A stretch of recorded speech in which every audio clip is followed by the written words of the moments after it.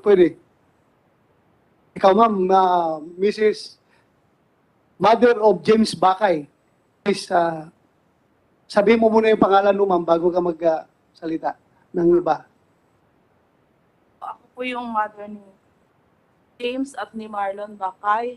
Ako po si Isabelita Bakay na taga-barangay Sampaloc, Tanay Rizal.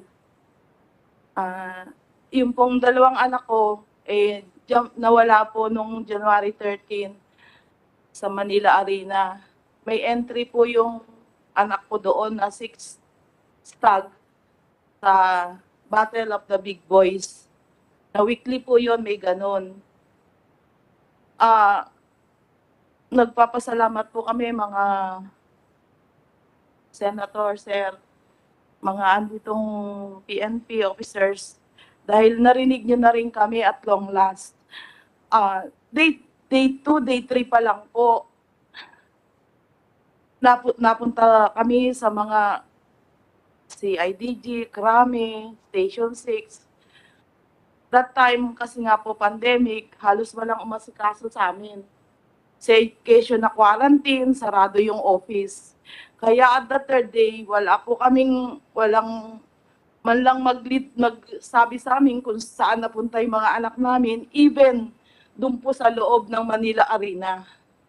Pero the fact na andoon nawala yung mga bata, doon po kami masakit ang loob namin. Ano po bang kasalanan? Anong nangyari? Sino kumuha? Saan dinala? Anong ginawa nila hanggang ngayon? Hindi namin alam. Dalawa po yung anak ko doon. Kaya nag-decide na po kaming magpamidya man lang makakakusan na tinapon nila. Napuntahan na po yan namin lahat ng kung ano man po yung kasalanan ng mga bata. Alam namin sa pulis dadalhin. Station 6, Station 5 within the Manila Arena. Nalipot po namin yan halos linggo-linggo't baka dun nga po dalhin. Wala po hanggang ngayon, wala.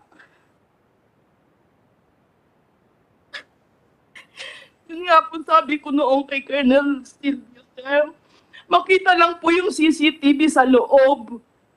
Okay, ayos na po yung kasong to, hindi na po tayo aabot dito. Makipag-cooperate naman po kayo. Yun lang pong CCTV nandun. Makikita na kung sino kumuha eh. Sino may utos nun. Alam naman namin na may makajus din kayong damdamin sa loob. Alam namin dapat justice will prevail po. Yan, sir, isolin nyo na lang. Mrs. Yung dalawang anak mo, ano po ang trabaho nila? Si James po, yan po yung nag-hunter Handler ng manok. ng manok. Kaninong manok? Kay Sir Inunog po. Kay Inunog. Opo. Okay.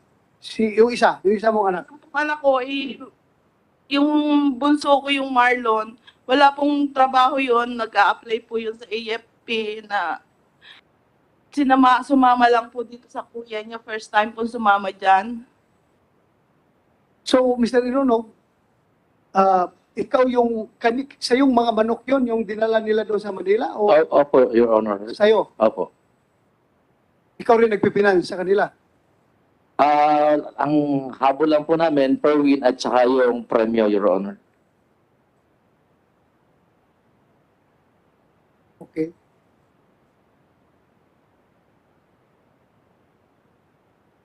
So, dahil sa pandemic, hindi kagad aksyonan yung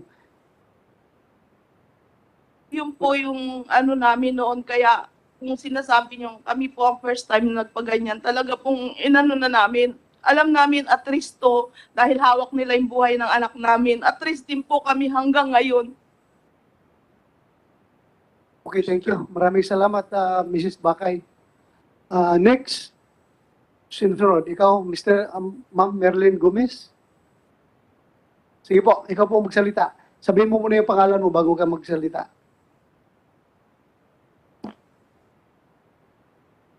Ako po si Merlin Gomez. Anak ko po yung isa sa nawawala na si Roel Gomez po. Yung pong araw na pagkawala po niya ay bago pumunta ng sabungan po. Nagpaalam po sa akin na, ma, magsasabong ako para may pangdagdag sa bayaran sa ospital, sabi. Dahil po yung pangalawa kong anak ay nasugod po sa ospital. Maraming tumanggi sa amin na ospital. Diyan lang kami natanggap po dito sa may Metropolitan, pero sobrang taas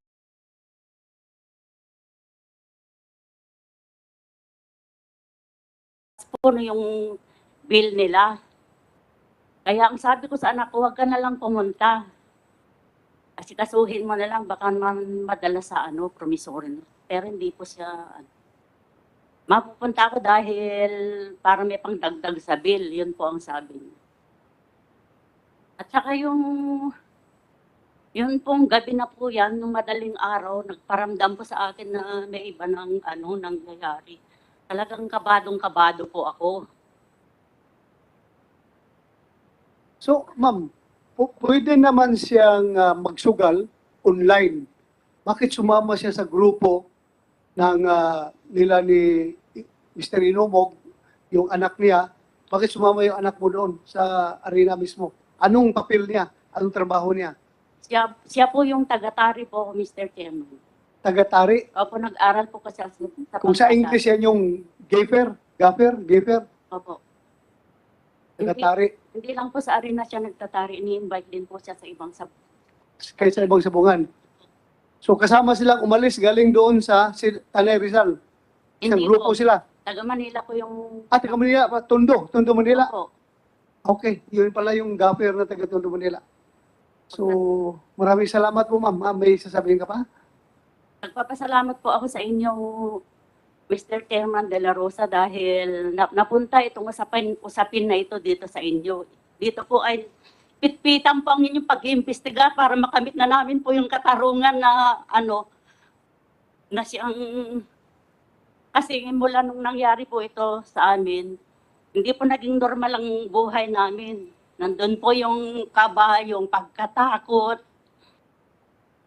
yung pag-alala sa mahal namin sa buhay. Hindi naman kagaya po ng bagay na pwedeng mabili, mapalitan. Ito po buhay po ito.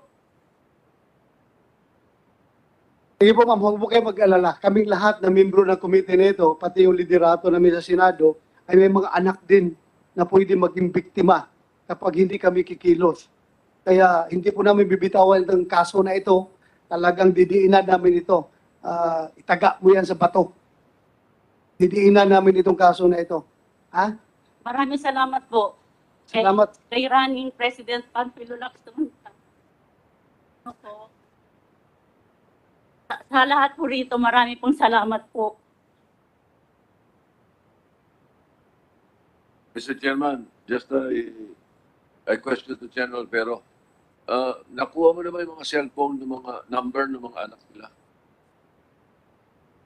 Mr. Chair, lahat po yan ay palagi po namin kinukonsulta at lahat naman po ay nakuha na rin ng testimonya at yun po ay... Hindi, yung mga cellphone ng mga anak nila, yung mga numbers, Yes, sir. Yes, sir. nakuha nyo na. Yes, sir. And did you coordinate already with the telcos para matrace kung nasan yung mga... Yes, sir. Natitrace yun. Kung nagkamali yung tumangay doon na hindi pinatay, eh matitrace ninyo ng mga oras na yun hanggang saan punta. Yes, sir.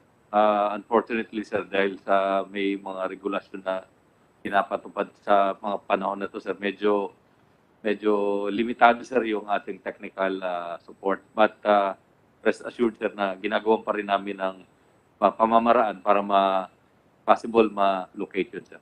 Sige, please. Because also, pasok doon sa mga sumpina powers ninyo yan.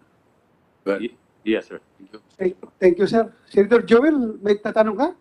Yeah, no, Mr. Chairman, actually, this is more of Mr. Chairman, I'm also a parent, and just by listening to the stories of our resource persons, talagang nakakadurog po ng puso. And that's why I just wanted to explore the idea, Mr. Chairman. Mr. Chairman, pag may bumagsak kunyari na isang Cessna plane, gina-grounded natin yung mga Cessna planes from flying eh. Pag may sunog sa building, hindi mo na papapasukin, natitignan muna. we're talking about 31 missing individuals.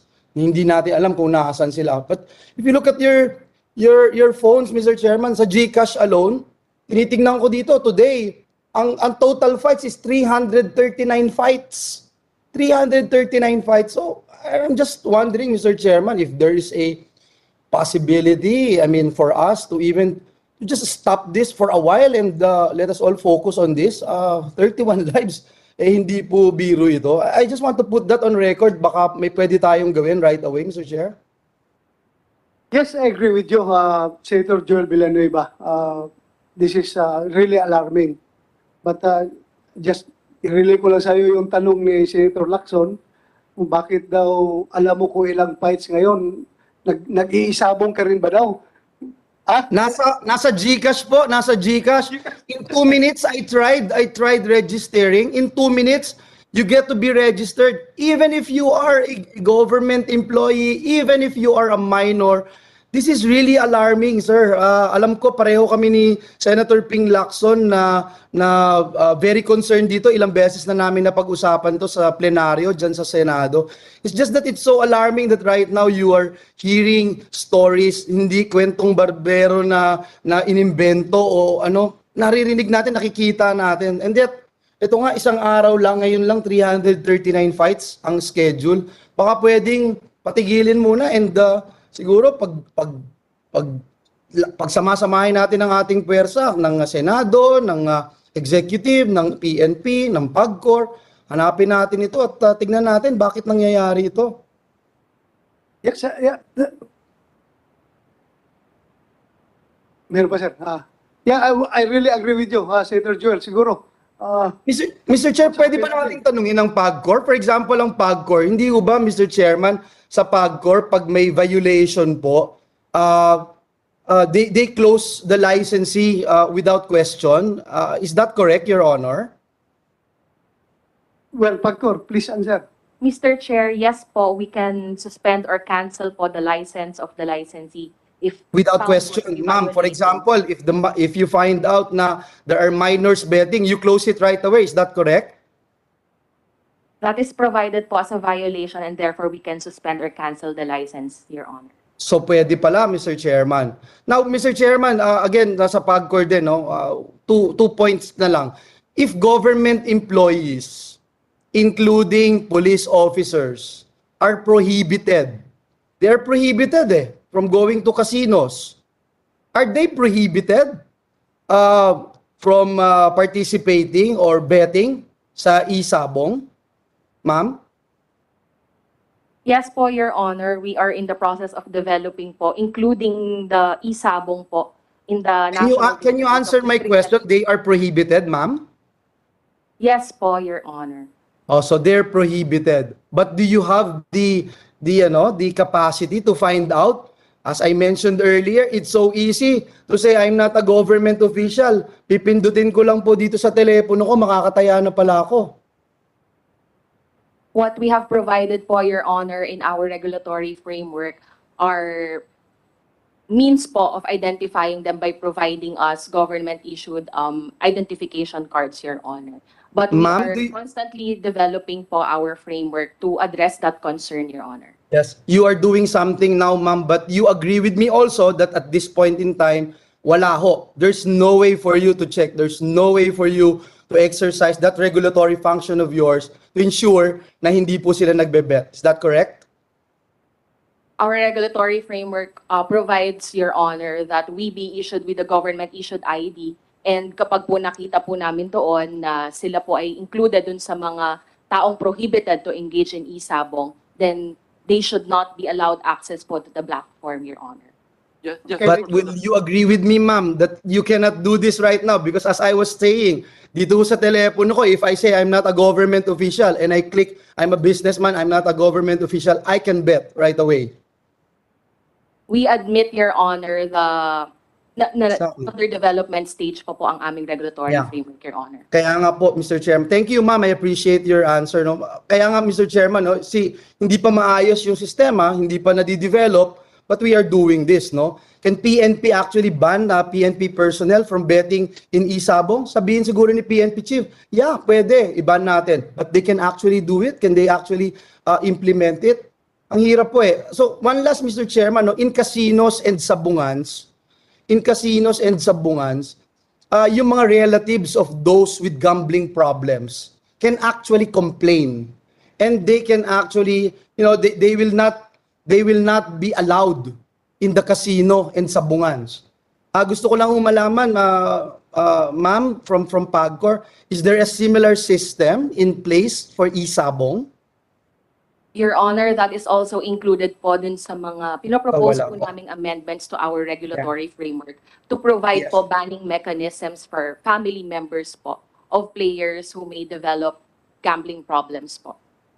Thank you, ma'am. Thank you. I appreciate your answer. But the bottom line, Mr. Chair, lahat po ito wala. And so these things will continue to happen, will continue to haunt us, Mr. Chairman. And I don't know what else to say, but if I have the opportunity to say, i-close muna natin ito at tignan natin kung paano natin masisiguro na protektado ang ating mga kababayan. 31 lives ay hindi biro. Seryoso ito. So, yun lang po, Mr. Chair. Maraming salamat for your patience. Thank you, dear colleagues. Thank you, Mr. Senator Villanueva. Go ahead, Senator Lacson, sir. Also, the point raised by the Honorable Villanueva in regard to government employees participating in the betting, ano? Andito ba yung Provincial Director ng Laguna, si Colonel Campo? Are you here? Kasi hinarrated to us, ano, when we were in Laguna, yung kaso nung isang patrolman who was involved in a series of robbery hold-up yung sa 7-Eleven. Ang reason, nandito ba siya?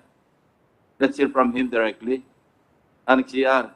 Anyway, as a preliminary narration, ang sabi niya, andyan ba siya? Okay.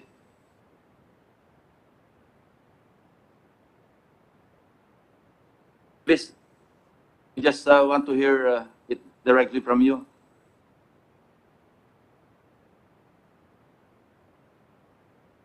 Ikaw na magtuloy, yung patrolman na hinuli nyo,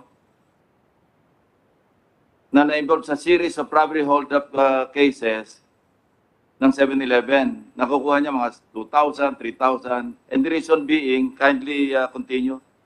Sir, nung yung nahuli po namin na patrolman na involved sa robbery hold-up ng gasoline station sa Santo Tomas, Batangas, inamin din niya po na involved din siya. Siya din ang responsible doon sa series ng robbery incident sa 7-Eleven. Ngayon, sir, nung in-interview po namin, sir, sabi niya, inamin niya na lubog na po siya sa utang dahil dito sa online sabong. Talpak, sir, ang sinasabi. And yung magulang niya, na-settle na yung more than 1 million na utang niya dahil sa sabong. And then, yung after po noon, hindi pa din siya nadala. Tuloy-tuloy pa din siyang na lulong sa online sabong. Nagkautang na naman siya sa pinsan niya. Nung sinisingil na siya, wala na siyang maibigay, wala siyang maibayad, lubog din sa loan. Kaya ang ginawa niya po, nag-resort na siya sa pang-hold up. Tinanong ko, sa investigation po kasi namin, sir, 2,000, 3,000 lang po ang na-hold up niya sa 7-Eleven. Talagang malaki ang pagsisisi. Nung tinanong namin, sir, nagsisisi po na talaga siya. Dahil lang pa sa pagkalulong niya sa online sabo. So, you filed robbery cases against him. nakapile na. Actually po, na turnover namin sa Santo Tomas, Batangas for the inquest. Yeah. And then sa amin, sa Laguna, sir, na-file na po siya for regular filing. Yung separate cases sa robbery hold-up ng 7-Eleven sa Pagsanghan, Los Baños, and Okay, Alabino. nakuha na namin yung essence ng istorya. Thank you, Mr. Chairman. Thank you, Yes, sir. Colonel. Thank you, sir. We have, isa lang. Si Miss Rosalie Cristorum. Ay, sa tol. Go ahead, Tolentino. Quick follow-up to the manifestation of Senator Villanueva. Tama po siya.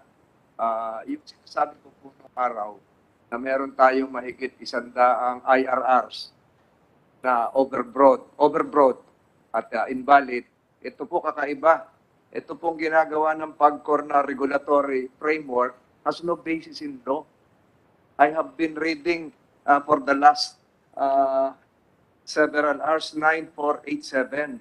Your regulatory framework is similar to an implementing rules and regulation, which is not anchored on Republic Act 9487. Kaya tama po yung kahilingan dito na kung pwede, itigil muna pansamantala habang iniimbestigahan lahat ito. Just a quick follow-up to the manifestation of Senator Villanueva. Maraming salamat po, Mr. Chairman.